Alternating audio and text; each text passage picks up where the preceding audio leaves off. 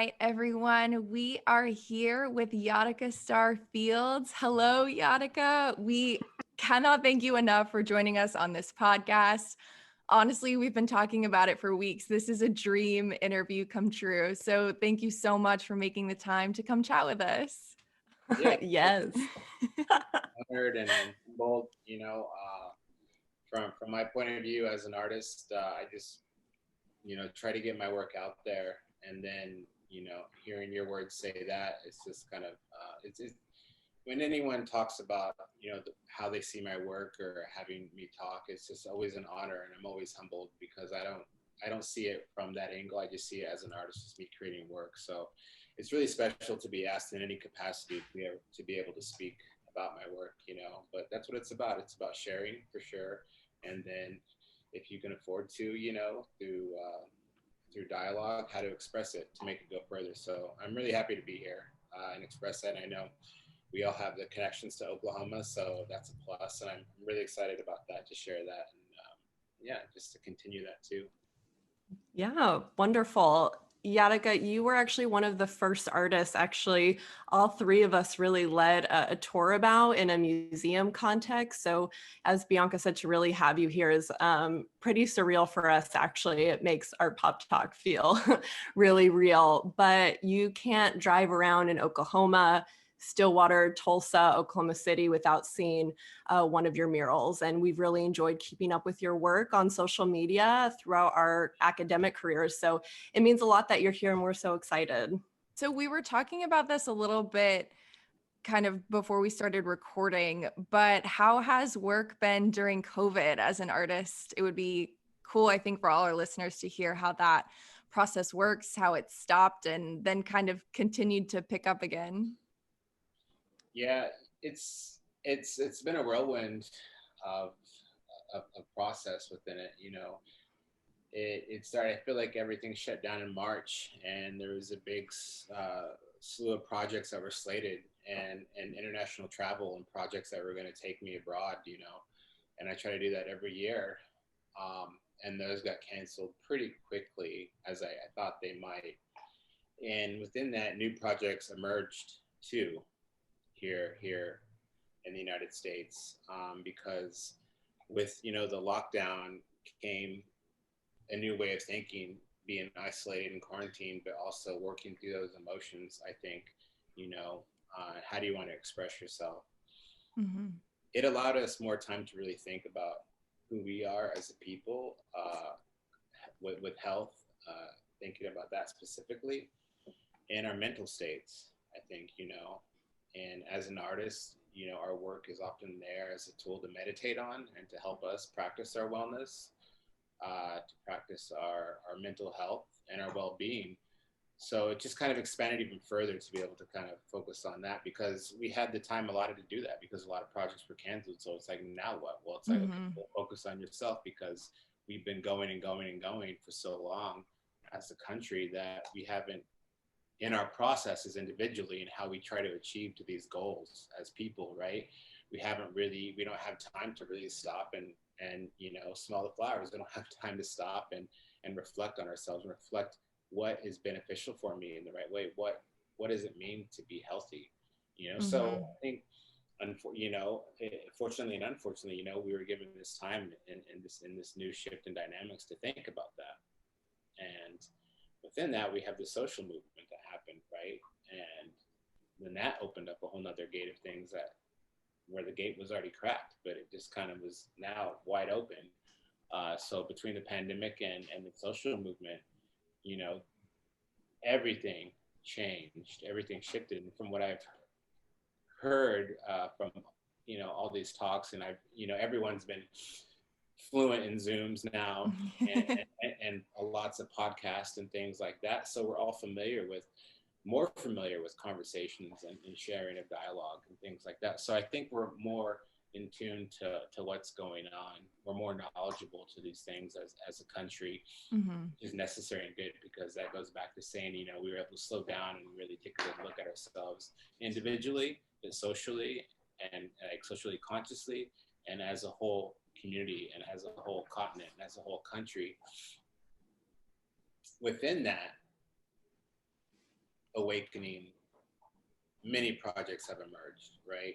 Yeah. Speaking about COVID-19, speaking about the social injustices that wasn't there prior to March, So Right.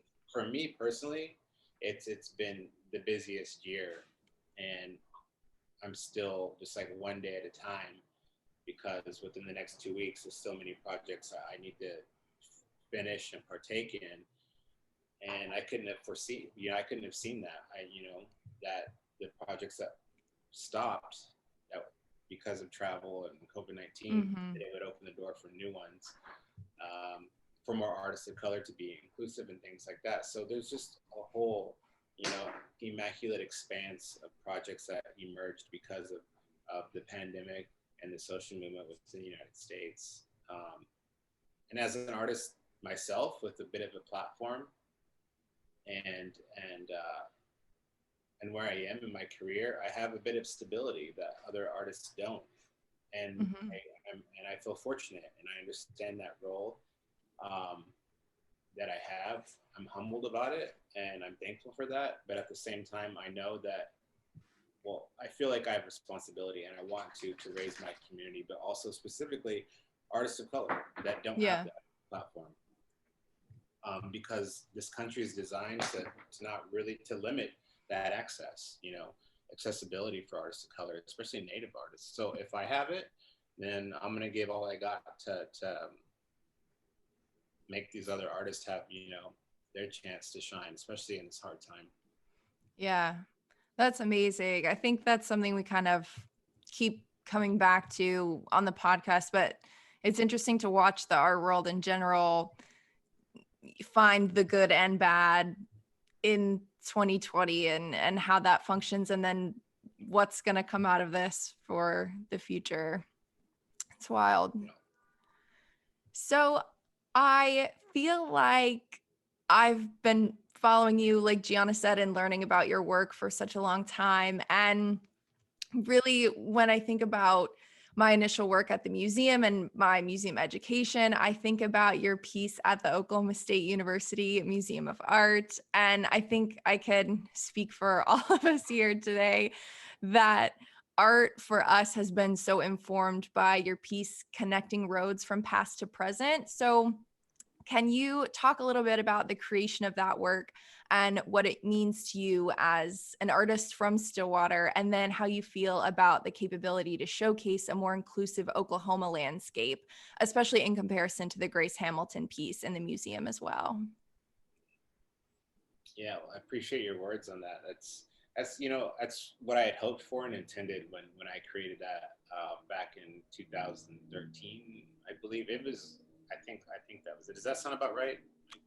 That sounds right. I have it here, 2013. Yeah. Okay, yeah. So, I was doing a workshop, a painting workshop with the painting department, and Louise Siddons had gotten me um, that opportunity, and at the same time, the museum was opening there, and being from Stillwater, I'm very familiar with the layout of that town and city. I grew up skateboarding all over Stillwater, playing baseball, varsity and junior varsity, and all up until high school, and playing in bands, playing at house shows. I did everything, and having little mini exhibitions there.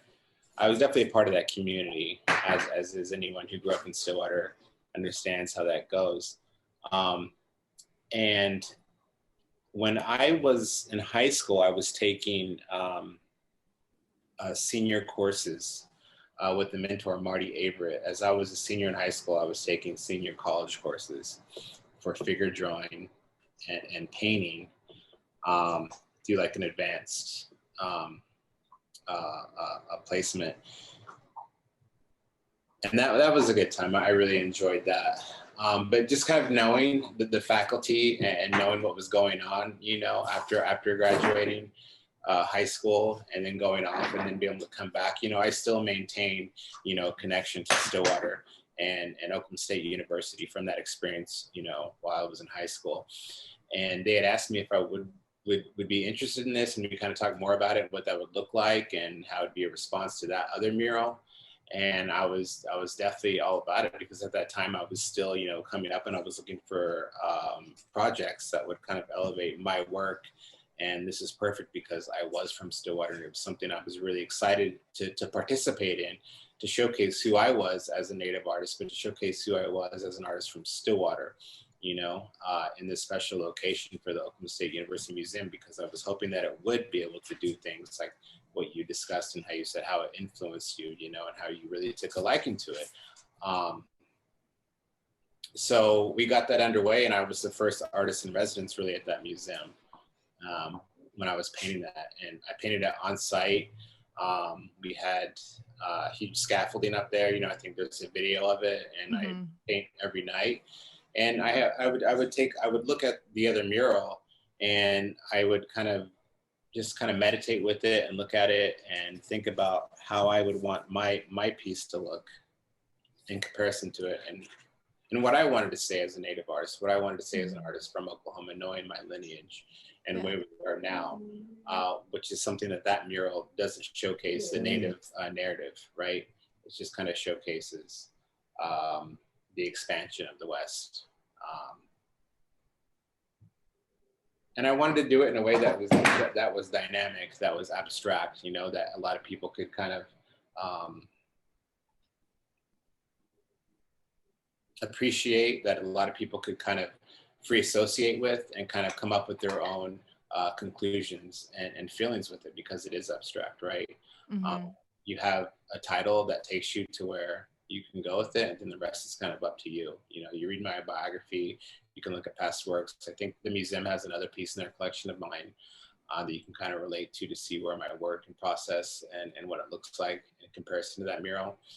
But I wanted that mural to be a flowing, a free thinking, you know, a free association and dynamics, where it can be part of your consciousness and part of your memories too. You know, so I didn't want it to be too literal, like the other mural, to where it's just like, that's a wagon, that's a train, that's Right. the hillside. I want it to be flowing and full of color and movement, because that is something that Stillwater never had when I was growing up. You know, those kind of murals. There was one mural that was across from the post office. I think there's a coffee shop now, but I think that mural got painted over ages ago. But that mural really stuck out to me. It was a strange mural, actually.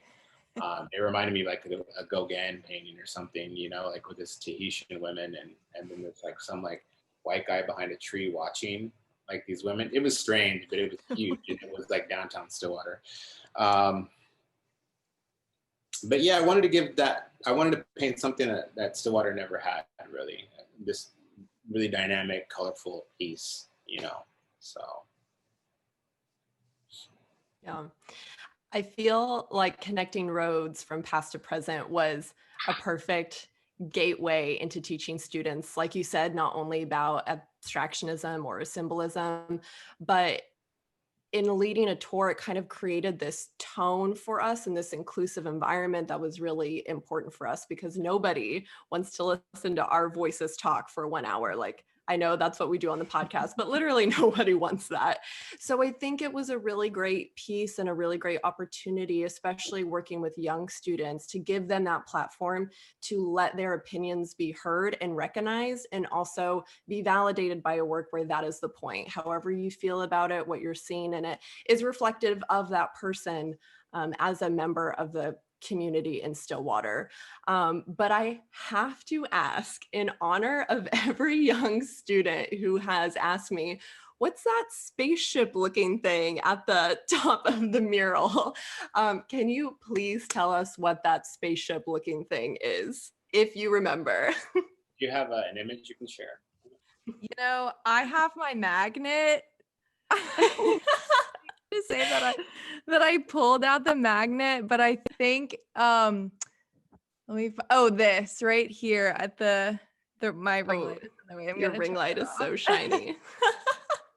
Right here at the very top where my finger is. Okay, I think that is a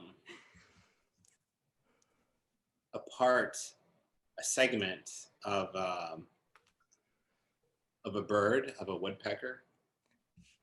It's like a part of it. It's Wonderful. like either a piece of the tail or the underbelly of the bird. All right. Oh, I love it. After years of mystery, I had to ask, but I will say that Grace Hamilton's mural, it does not hold up in comparison to yours, at least in the tours. Like when we ask, okay, which one did you like better? It's always yours. Well, thank you. Yeah, I mean, they're so different, they're so unique, and they're both from different time periods. So, Yeah. How can you not? I don't even know if you can compare the two, Yeah. I just want to say, well, first of all, it's good that we clarified that now that we're all done leading tours there, and we can never really answer that question for anyone ever again, but we all got closure. So that's what matters. Yeah.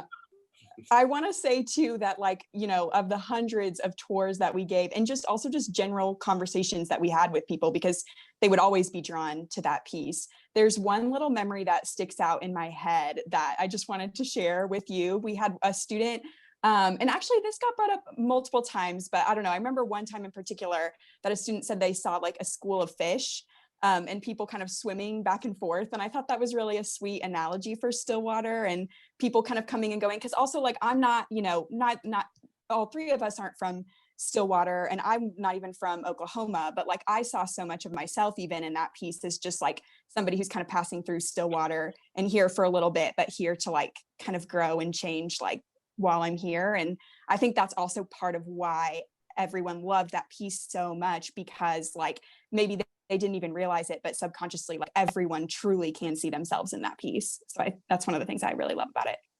Yeah, and that's exactly the way I painted it in that way and created it. So subconsciously, people can just feel it and find their place in it. And it's about layering, this place that we're on. Here's my pup behind me. We're on this land that's layered with past and presence and infrastructures and paving over lands and things like that. And in painting, we often work with layers too, but it can be expressed in that way as the main components of building a painting and be the main emphasis. And it's about layering layers. I want you to see those layers physically on that painting. And understand that those are layers, segments of it, pieces of our identities, pieces of our past and our presence, and they are going from here to there. So it's pretty much in all essence just kind of, a puzzle of layers for your own reflection. But as someone from Oklahoma, I'm painting my own memories, my own stories that I've heard and placing them into there each time I'm painting one of these layers on there. So it's personable, but also at the same time, it's from me. So I'm telling you, this is who I am. This is what I understand. But at the same time, like you said, you can relate to it because, you're from somewhere else and you're a part of that layer as well. So. I'm so excited. I feel like we need to report back to the OSUMA so they can put in their tour guides, like, this is not a spaceship. It's making birds. I think birds are little spaceships. So. Well, your artwork looks at a lot of the same intersections that we are interested here on the podcast between art and histories and popular culture. So we were wondering if you could talk a little bit about your interest in expressing those concepts. I think sometimes art and pop culture and our current environments feel like they're very much at odds with one another. So why you feel like they're important to connect those visually in your work? Yeah, for me, it's important because it speaks to our current climate. And as we know, and as I know, I've listened to your podcast before, and I enjoy it because it specifically does. It's art pop. It's about art and past and presence and pop culture. And the way I work, I've always gravitated towards a bit of pop in it for sure, but I've also gravitated towards a more classical approach to fine art painting, whether that's like, um, landscape painting, or like the classical, you know, painting of like the Renaissance and things like that, and then combining it with like my knowledge of pop culture, whether that's like graffiti or maybe not so much comics, but understanding that background in art and graphics and things like that. So for me as an artist, I'm just kind of always taking things and here and there and thinking about it and thinking about how I could incorporate that into my work because it speaks to this current time. Um, and it works for me. You know, I find some successes in the process of it all. And so I just kind of let these things that are happening around us in pop culture, and let it seep into my work however I feel like it needs to.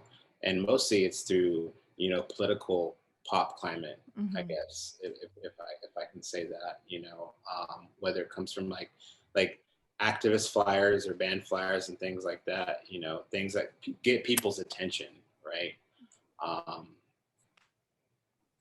And I think my colors too often kind of come from that background as well, you know, where it's like animation or pop, you know, they're very present, they're very bright, and they can grab your attention. And two, I know graffiti has allowed my work to evolve in a way that's very expressive and full of spontaneity and movement, and has a use of bold colors as well. So, but yeah, we can definitely talk a lot about that. So much to say on that for sure. I wanted to say too, congratulations on the Google partnership that you did for Maria Tallchief. I think that's a really interesting way that arts and pop culture and this very techie environment that we're living in are kind of mixing in this time. And I also listened to the interview you did for Oklahoma Contemporary, and the way that you were talking about landscapes and kind of comparing these very traditional American landscapes that I normally think of as someone, you know, like Thomas Cole or something like that, and then reinventing the nature of the landscape painting to include everybody and to include your own landscape and what cultural landscapes look like, I thought was so fascinating. And I feel like I have this new appreciation for viewing landscapes that I tended not to gravitate towards so much. Yeah, I'll be doing our panel talk actually for that exhibition and for that painting. Cool. Thursday, I believe, with the Contemporary Museum. Cool. I'll be posting about that too. But before speaking about Maria Tallchief and Google, I'll go back on something that you said about like and tech. You know, I think tech is a very important word and platform right now that everyone's using. And I think a lot of work, or it was funny because Hyperallergic, you know, I know those guys, but in their podcast, Harag's podcast, he said, you know, it's very Instagrammy. You know, a lot of like art school students are making work that's like this style Instagram. And I know exactly what that looks like and you know what he's referring to. And I think students are looking for, you know, faster gratification when it comes to success and what work looks like because of tech, because of social media, you know, and there's kind of like this revolving style, plate of styles that just revolve and people just kind of keep choosing and selecting from. And it really looks the same, you know, starting to kind of be regurgitated a lot. And that's very pop. You know, I would say that's very pop oriented because it's now, it's tech, it's on a platform of social media, and it's popular, and a lot of people are doing that.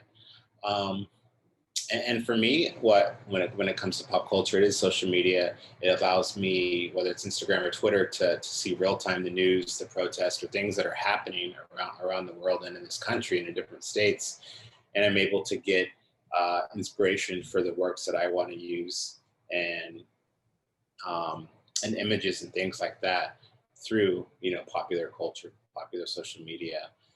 And so those are ways I'm using, those elements into my work, to how I include them into my work.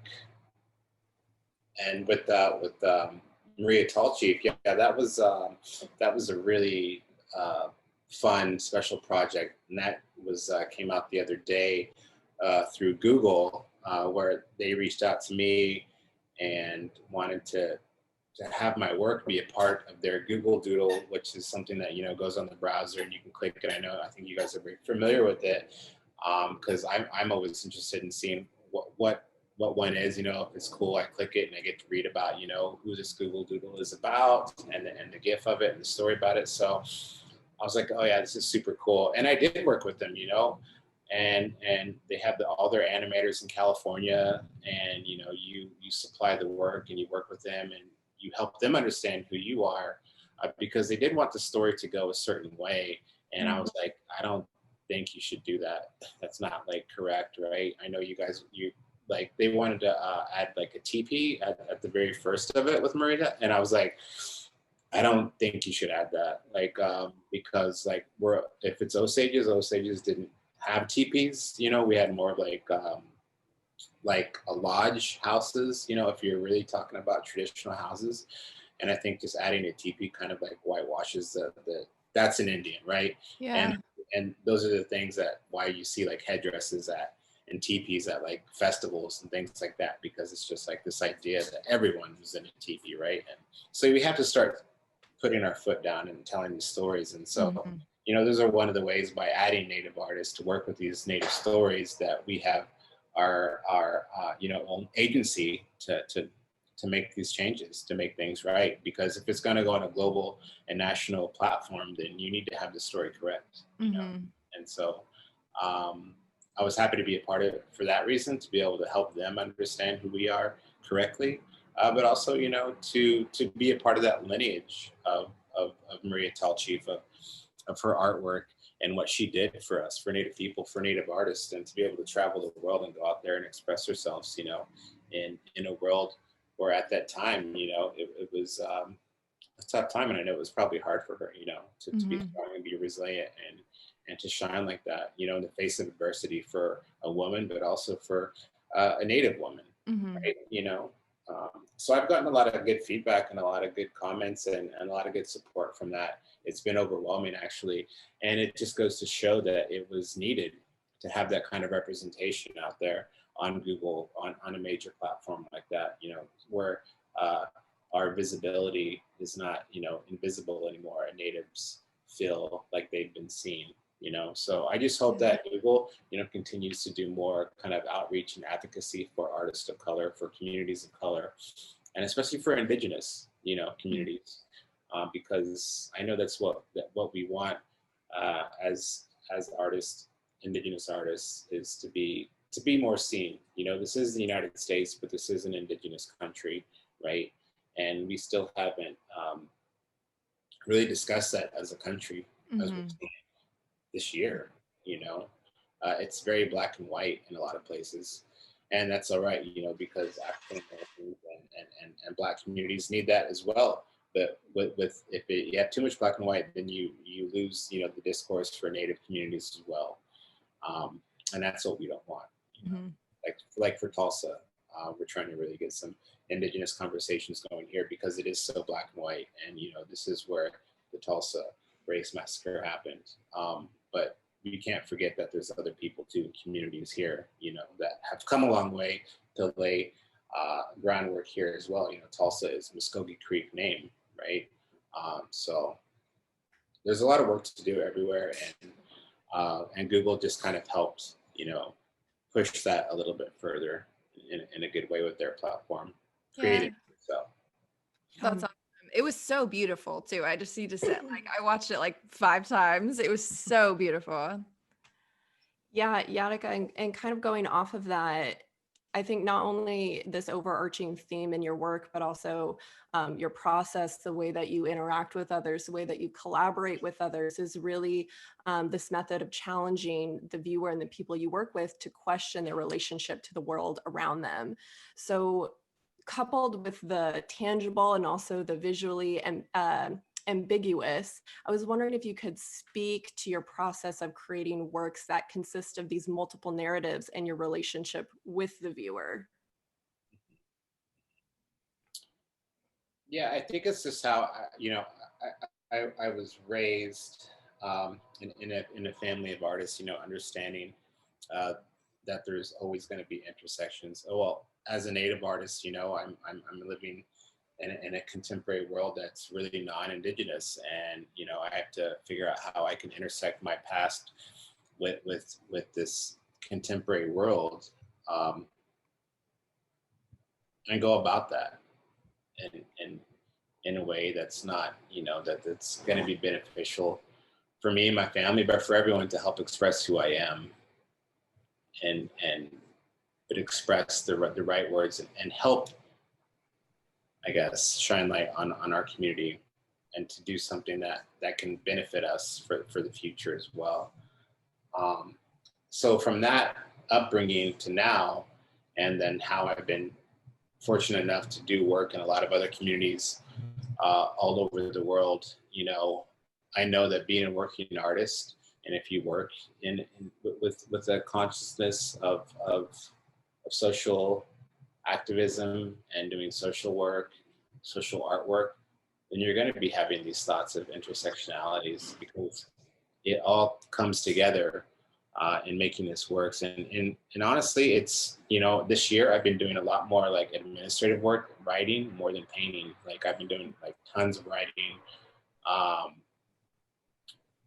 whether that's grant writing or proposal writing and things like that. It's been, yes, 70%, 60% of writing, and the rest has been like actual like physical painting. And that just goes to show, uh, where I'm at, and what I'm trying to do, because words are the carriers and the conduits of these visuals, ultimately.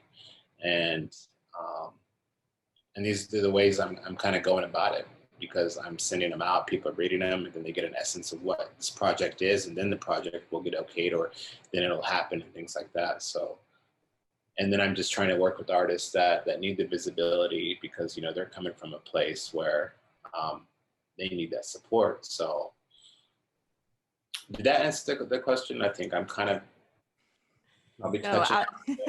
absolutely. And I think just as a recent graduate artist, I really resonate with what you said about your exploration of intersectionality. And obviously, Bianca and I use that perspective a lot here on the podcast and in our episodes, because connecting those intersecting lived experiences, I think, are what's going to create that more inclusive environment. But because our platform is for those also embedded in the art world, but also for those who are using the podcast as an entry point, as a contemporary artist, I really wanted to emphasize that perspective of yours. So often we see time and time again this viewer intimidation that we talk about in relationship to contemporary art, abstracted works, because either we think, it doesn't matter, or it's just art for art's sake, or we're too shy or unwilling to make these own investigations about it. So I think your conceptual and physical process of creating helps break down these barriers for the viewer, because as much as you are challenging the viewer to think about your own relationship to the landscape in a critical manner, you yourself are creating and confronting those same challenges. Yeah, it's the only way for me to kind of exist, really. I found a way of living that includes, utilizing my love and appreciation for creating new space for color, the challenge of painting. I love the challenge of it. If I didn't, I don't think I'd be a painter, but I found a natural essence of and draw to color and making art. And along the way, I've learned where that vehicle can go and what it can do, and who I am and what I'm a part in the bigger picture. And I always say this, and I understand it. And the world is a magical place, I mean, we are on a planet, a beautiful planet, and I want us to appreciate it. We need to, obviously we're in a time where, the Trump administration just said they just opened up leases for oil companies to drill in the last Arctic refuge today. I mean, come on, like we have one planet, and Yeah. you want to kill it so we all die on it just for for money, for extractions, right? And then, but that's a whole other thing, but it's still part of us. It's a part of our artwork. It's a part of our contemporary world because advocacy, funding, money, it all circulates around, right? Institutions, donors, and things like that. Everyone's a part of this art and this art consciousness. But it's the only way for me to really elaborate on who I am as a person and as an artist. So I found a way to be expressive in that, and I found a way to really expand on that as a Native person. But somewhere along the way, I found strength.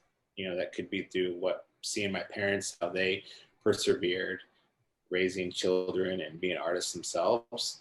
It could have been my grandfather, who was a military vet, and he led an amazing life. He was a strong man, and maybe it was the things he instilled in me, or there was the traditions and ceremonies that I grew up in as a Native person, and participated in that made me feel stronger. It could be all those things that made me who I am and be the strong person I am, and to hold high morals and for myself, but to understand that art is something more than just art. It's medicine. It's something that's really powerful, just as powerful as the earth, and something as magical as the earth. If you put your thoughts and your ideas and goals out there into the world, and then you really want it, and you think about how you want it, and maybe get rid of things that aren't working in your life, and there's a lot of them. There's plenty of them. I've had to let go of a lot of things in my life, things that weren't working. Like for instance, who doesn't like going out and partying with their friends, when you're younger and whatnot. I lived in New York City and Boston for like 10 years. And, it's a social scene, right? But at a certain point, I was like, that doesn't work for me. Drinking, smoking cigarettes, that doesn't work for me. So, I stopped, all that, and now I've taken a new approach to life, whether it's wellness and running and going to the gym and eating right. And I've been doing that for almost 8 years now, and including it into my art process. And that is what works for me. That is truly what works for me. I think as an artist and you're younger, you have a lot of, people expect you to be, a starving artist, working, with a cigarette in your mouth and painting. It's like, because I had these thoughts when I was younger too. You don't want to be a healthy artist. That just looks bad. But now it's like, it's not. I think to be a healthy artist is like the thing, because we are in a pandemic and we've seen how it takes precedence. To be healthy is going to save you. It's going to save your work because you're more clear-minded. You have clarity. And right now, more than ever, we need clarity. And people want to see clarity. I think if you can show up and make a good body of work and it holds content that's clarifying for the people that are missing out, that want to be connected and united, and they want to be clarified, that this work is out there. But as a human being, I think we really need to have reckoning with things that this country has put out there and manufactured for us to believe in and ingest and things like that, So I've had to come a long way to find that out, and painting is a way for me to do that. And I'm never going to figure it out because it's just a tool to explore. And painting has never been figured out. It's only been done and created. And I'm never going to be done with it, I'm just only going to get to a point with it in my life, and then that's it.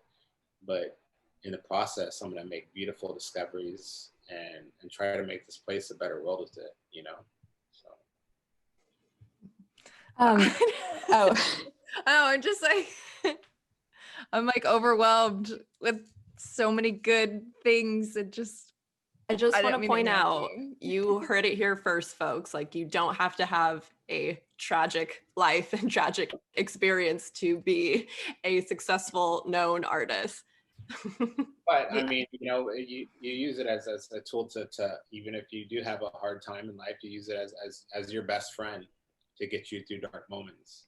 So it is there. I encourage you to paint about it, to draw about it, to write about it, to sing about it, to go for a run a mile thinking about it, walk a mile thinking about it. I was going to switch up the order of my next questions, actually, because I feel like that's a really good segue into digging into that just a little bit more. We've talked about how you're an activist-driven artist. You make work that's really based in the community that you're in, and you travel a lot, and your work reflects kind of the community that's around you. It's very socially engaged. And so you mentioned a little bit like this year you would spend so much time writing, and running is really important. And you've talked about like kind of the mental health side of going into being an artist, but I'm wondering, just especially from that perspective, as somebody who's making very socially engaged artwork, like what does that process look like? I'm sure that, making the thing is probably like the last part, and there's like all this other stuff, that kind of goes into it. And you've talked about it like a little bit in some of the other answers, but if you have anything else to add about insight into what that's like, we'd love to hear about that. Yeah, making the work is really like the last thing for sure about it, because you want to have all your ducks in order and everything in a row, and then you can execute it in the right way. And it's been a lot of talking with a lot of different artists and people in different positions, curators, directors, mostly other artists, and figuring out how we can go about new ways of doing work and new ways of doing things. And I feel that you have to have a lot of conversations, because that's the only way we're going to get through this, is through kind of digging ourselves out of this cave that we've been in of thinking here in our processes, and kind of exploring a new path to find that new light. And that's going to take a lot of conversations. It's going to take a lot of doing, and then we're going to get there. So it definitely is, then the work gets created, but even then it's kind of like an evolving thing, because 2020, like, we're not going to get over this until probably 2025 with everything, I mean, when I say that, like, yeah, we'll probably have vaccines and stuff soon, but like the things that are done, the damage that's been done, right? How we are, how are we making our work, how we go about thinking and everything, how we want to be relating to one another as artists, and the work that we want to do in collaborations. And specifically, that's mostly public art, because I think public art can really relieve these things if you do it right. And to do it right, you got to have a lot of conversations. You want to make sure that it's going to be done in good manner and in good faith. And I think that this takes a lot of exploring and talking, because a lot of the things that I'm trying to change as well here in Tulsa for the Native community, but for the whole community, is to be more understanding of Native artists and artists of color. But we need more space. We need more agency. We need more reconciliation, that we do exist, that we have the capabilities and the know-how to create such works and things like that. And we don't have to be safe, that I think the big thing is that we've grown up to play it safe as artists, because we don't want to be reprimanded by our scholars or our professors or our schools or our institutions. We don't want to be fired. We don't want to be expelled. We don't, I mean, that's not how art should, art is about full on expression. It's about change, but we've grown up in a place where it's been fear-based, and so, and even in our communities in Tulsa, these places are built on infrastructure of certain set guidelines of how to operate, how to be, and the work that comes with it is meant to be safe and keep those in place, you know. And if we just continue going that way, then we're overlooking so much of our, you know, of who we really are, what we really desire, of, you know, how to be with one another, how to unite. You know, that's why there's such a divide. So how do we go about that? It's going to take a lot of like conversations, and it's going to take generations, you know. But at least we can start it, really start it right now. So Yeah. That kind of answers my next question a little bit, but I think that this idea that you have that murals create these different kinds of dialogue in these spaces that are outside of this like traditional art environment is super interesting. And throughout this whole conversation, we've been talking about this, like the reckoning of 2020 with health, with our planet, and with race. Can you talk a little bit more about any shifts that you're seeing in the art world to better include and showcase Native artists? I know we talked about Google and again, murals, but is there anything else that's happening? Like, is there anything happening within those kind of major institutions that people may normally gravitate towards or see as being traditional houses of the art world? yeah, can you hear that train? I heard it a little bit. No, it's gone. Oh, yeah, I like hearing that train. It's just like things are moving, things are happening. So yeah, you know, when I looked over that question too, I really wanted to bring to mind and discuss that things are happening. You know, it's about accountability.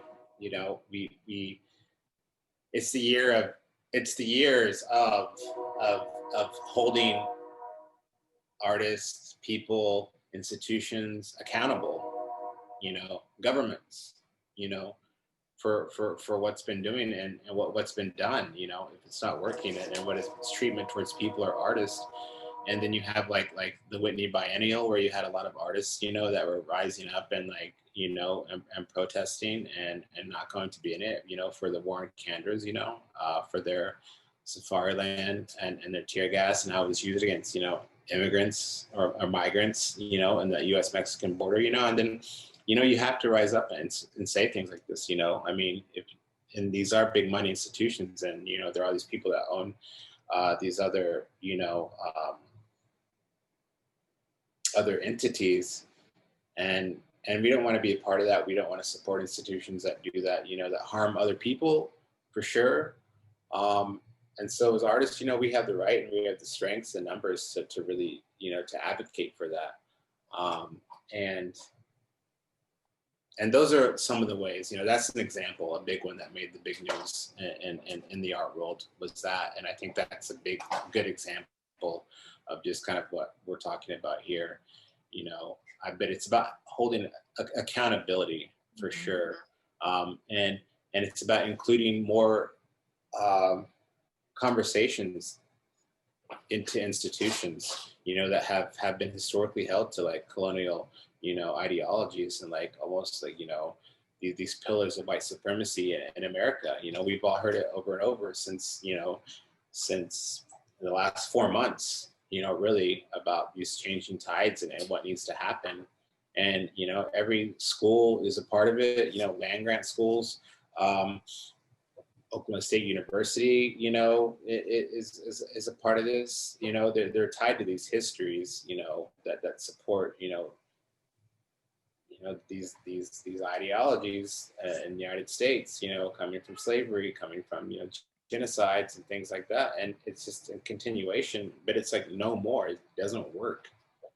You know, it's not a working thing. You know, it was a fucked up idea at the beginning, and now you're seeing it explode and overflow, you know. And look what it's done. It's hurt people, it's broken people's spirits, it's broken people's true belief in what being human is, you know.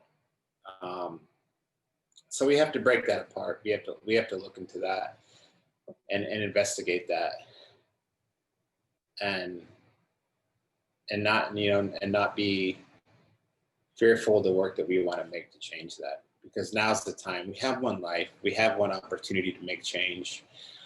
We have, one goal, and that's to live a happy life. And do you want to be happy within a good life, or do you want to be happy within a suppressed life? What is happiness? Have we even felt what really true happiness is as human beings? I don't know. I really don't know. I hope that we have. But in the United States, we went off course a long time ago, and it's been hard.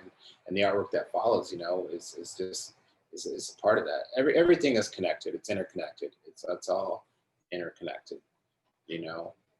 But from what we have seen this year, we have to hold accountability, and we have to be able to come together and show that, for institutions, for museums and galleries, and curators need to hear that. Museum directors need to hear that. Directors of residencies need to hear that. Just like the where I'm at, the Tulsa Artist Fellowship. We've been reckoning with this since it's all been happening this year. Having conversations. There's like 50 artists involved in the fellowship. We're all from different backgrounds. And so there's many concerns for sure. There's all kind of intersectionalities in that, genders and everything. So how can an institution, a program like the Tulsa Artist Fellowship, do right? And then you have the George Kaiser Family Foundation, everyone's just kind of, trying to figure this out for the right way and do the right work for it. But it's going to take time. But it's like once we put one foot forward in the right direction of discussing it, then we'll get somewhere better off than where we were before. Yeah, absolutely. Yatika, I wanted to talk about one work that also is really reflective of your activism, your Tent Metaphor Standing Rock series, which was inspired by two earlier bodies of works, one addressing the national issue of homelessness and tent encampments, and the other in response to the Dakota Access Pipeline protests at Standing Rock. So the tent and your original painted series represented, quote, the fight to survive and bring change for the future. In Tent Metaphor Standing Rock, this concept is expanded in the parallels between homelessness and forced removal and colonial ideas of land ownership and indigenous displacement. So can you please talk about the importance of the site specificity of your work in this installation series, and as well the deconstruction of those ideologies you were just discussing, also behind these resistance camps? Yeah, that project evolved and started directly. Well, actually, it really started when I was living in Seattle, and I was there from like 2015 maybe to 16, and for the first time, I was really seeing, the crisis, the homeless crisis that the Pacific Northwest was in. I saw people just, in tents everywhere on the freeways, and I've never seen it anywhere else. I don't think it happens anywhere else in the world, actually, but the United States. Homelessness, and there's a reason to that. Like I said, everything's interconnected, right? And healthcare, mental wellness, support for mental illness and things like that, and the police states that we're in, everything's connected. So, I was meditating on these things back in 2015 and 16, but I saw this tents, everywhere, and I saw one tent catch on fire. It made the news under the freeway, and it was just all this smoke because all these other tents got on fire too, because I guess they were trying to cook food, right? And I was like, okay, wow, and they showed an image of a tent on fire under a freeway, and that's kind of really what sparked it. I wanted to paint that. And in painting it, it sparked an idea to kind of evolve on that. Like, what is that? Like, what really is that? And I kind of left it at that. But then when I went to Standing Rock, not too long after that, it was an encampment.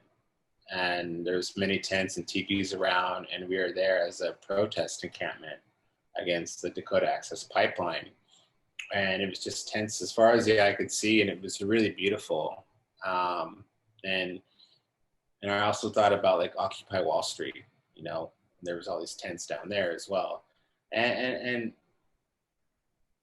I noticed then, and I think after Standing Rock, when I was in Standing Rock, that tents have become more, and in Europe too, you know, tents being used to blockade, tents being used for protest encampments, but also refugee camps, you know, set up thousands of tents, you know. Um, they're becoming symbols of like, you know, political unrest for sure. And that's what I figured out, you know, that's what I wanted to expand on, that, that tents are being manufactured, now for more like political unrest and for injustices rather than, you know, the family outing on the weekend, you know, at campsites, you know, they are just becoming like temporary housings, temporary shields, temporary illusions to a world that we live in. And I wanted to figure out how I can, you know, go about it in painting this and in creating this to find solutions for this. And it just was step by step, you know. I made discoveries along the way, but I think I said this a little bit before, the only way you're going to find discoveries is going through the process of making the work. It's not like you can have a full conclusion of from point A to point B. You can't make a song without starting the first, you know, verse, you know. And so it's like you have to start somewhere, and then you're going to find some things that work and don't work, and then you're going to find some really beautiful connections to it that you can elaborate on. And that's what I did with Tent Metaphor. And it started with that one painting I did in Seattle, and it just kind of expanded to that, and then painting more tents, and then figuring out that, well, tents are just all sewn together in these different pieces and shapes, and you could deconstruct it. But what does deconstructing mean? Well, it means deconstructing an idea and thought, and then piecing it back together in a new way. Well, that new way is the way that I kind of want to figure out of going about things, where maybe we don't have to have encampments, protest encampments. Maybe we don't have to have homelessness. You know, how can we find solutions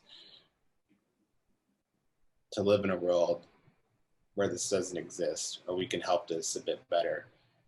But I want my art to be a beacon and a vehicle to share that idea, to share that experience, and to share that possibility. So when the viewer sees Tent Metaphor pieces, whether it's actual installation piece, I did have one hanging up in an exhibition, the bigger pieces. It opened at a show in a gallery in Portland, which is fitting because Portland has a huge homeless, you know, crisis going on. There's tents everywhere downtown and on the freeways and things like that. So it made sense that it was there, that it takes physical space. But I wanted these works to be seen as embodiments of that, and you kind of step into it and read my artist statement to it, and then kind of see what I've done with it. And but it puts you in a mindset and thought to where you're thinking about it now. How can you be a part of this solution rather than, you know, the problem? Not necessarily a problem, but, you know, the staticness in this world for it. It just is yeah, those pieces were just meant to kind of be placemakers to start new conversations, to try to alleviate these things that I see that aren't working. And they're all relevant to, you know, like I said, the climate of land extractions, of money allocating, not going, you know, into supporting, funding the police rather than supporting, you know, the mental wellness, and it's all tied together. So I'm just, you know, was trying to make work that really spoke to that.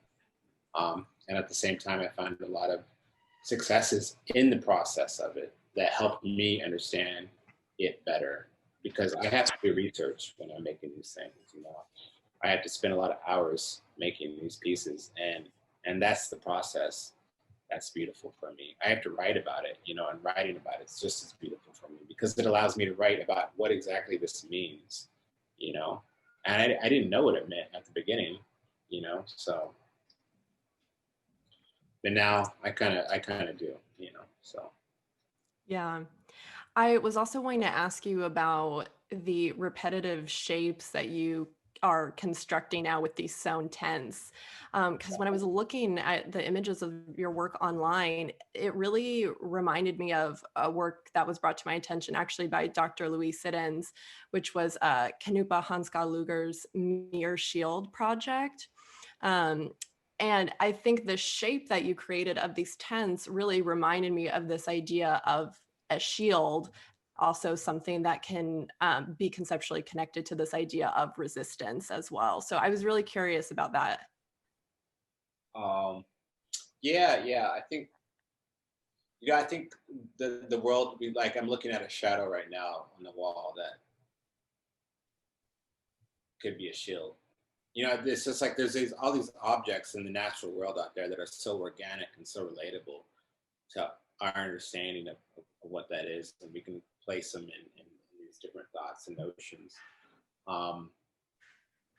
But they are a shield because, in a way, in essence, because what the tent is, and I think I wrote it in my statement, is that it's a protectant, it's a protector of the elements, the natural world elements. Whether we're camping outside by a lake or on a mountainside, we're using a tent, and it's shielding us from the elements. And the tent and tent metaphor is shielding us. But I'm deconstructing it so it's not shielding our notions to homelessness and resistance camps. It's breaking that apart. It's breaking it down. Shields can be broken. Shields decay. Shields can be penetrated. So yeah, I think it's just part of those forms that are out there in the world, those natural organic forms. But it is a thing that is meant to protect us, and tents are made to protect us in a way, and they protect all those prayers and conversations that we're at Standing Rock, and they protect these people trying to survive a cold night out on the streets. So they are shields in a way. But I didn't think about that when making it. Those are just some of the things, beautiful things that come about in the process of it. That's amazing. Well, I want to be respectful of your time as well. Audrey, do you want to ask our last question? Oh, yes. I did not want to step on anyone's toes, but I would love to ask our final question. Yatika, what would you put in your flex kit? Wait, what's a flex kit? So You didn't know it's also an Artpop Talk trivia question at the same time. Yeah, I'll let Yatika take that one.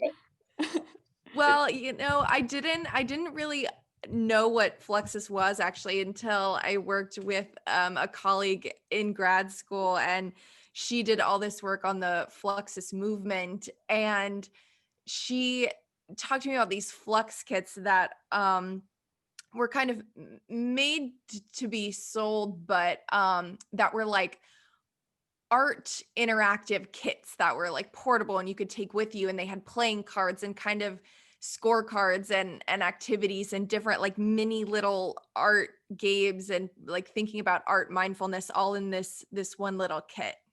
Uh-huh. And where would I be taking it? You can take it anywhere. Okay. Is it just for me? It could be for you, or it could be for like if you're taking it to a party, you could totally bring it to like an art party. Okay.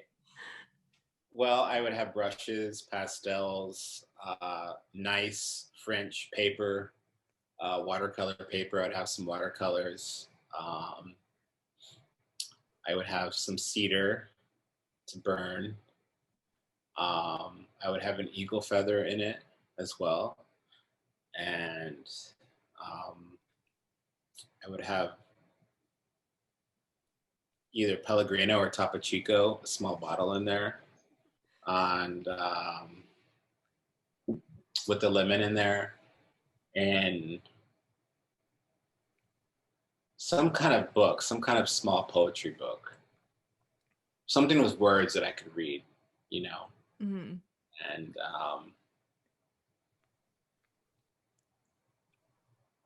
and the St. Christopher, the St. Christopher necklace, I would have that in there, and maybe some sage, and maybe some dog treats. And, yeah. What is your dog's name? His name's Zorro. Oh. We have to go for a Hi, walk. Zorro. You're so cute. Oh. Oh my god. Yeah. So yeah, it'd be all that, which isn't that much, but I would just be probably if it's meant to be mobile, then I would definitely want to be just kind of I could make watercolors. Well, It sounds like as the long as perfect flex kit. Yeah. Yeah. as long as we're invited to the art party that you were taking this to, we're good with Yeah. it. Yeah. In 2025, when we're done with all of this, sign me up. I love it. I'm done. I love it too. Well, Yatika, do you want to tell all of our listeners where they can follow you? Do you want to plug anything that you have upcoming? Yeah, you can follow me on Instagram and Twitter at Yatika Fields, YATIKAFIELDS. My website is yatikafields.com. And yeah, I post a lot of my work all on Instagram. I don't have a Facebook. And in Oklahoma, I show my work at Joseph Garrick's Gallery here in Tulsa. And I have another gallery as of earlier this year in New York City, Garth Brennan Gallery. And I'll be having a solo show there next year in the fall, which I'm really excited about. Cool. And going to be doing a lot of work for coming up this winter.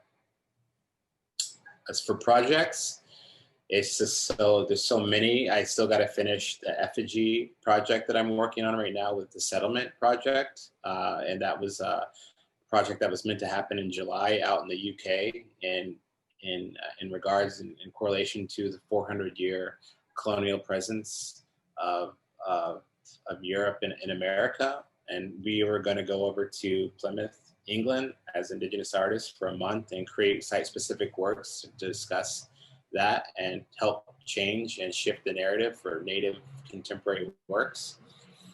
And so that didn't happen. So now I'm creating these works here, these site-specific mini murals of these effigy pots, Mississippian, pre-Columbian Mississippian pots in different locations around the United States to discuss the past and presence and to make placemakers and open up new space for Indigenous narrative by painting these. I paint one in Tahlequah next week, and I'll be doing Atlanta, and then hopefully New York City too. And I think that'll be it for that project. And then with the painting too, that's at the OKC Contemporary, that big landscape painting right now.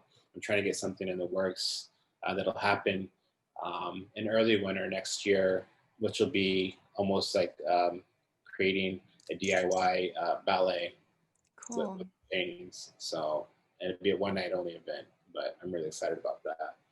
And I'm just painting. Need to get a lot of painting done.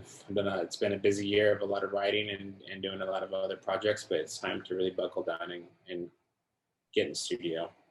So. Awesome. Well, we will also link all of your stuff so all of our listeners can find your website, find your Instagram. I always love watching your Instagram stories. I feel like you are all over the place, and it's so fun to see what you're doing like on a daily basis. I'm always so excited to see it. Oh, thank you. Yeah, I have fun definitely doing those. It can get goofy sometimes, but hey, why not? So I love it. Can I just say that also the celebration in Philly looked banging. I was very jealous. People dressed up as the mailboxes. That was great. Oh my God.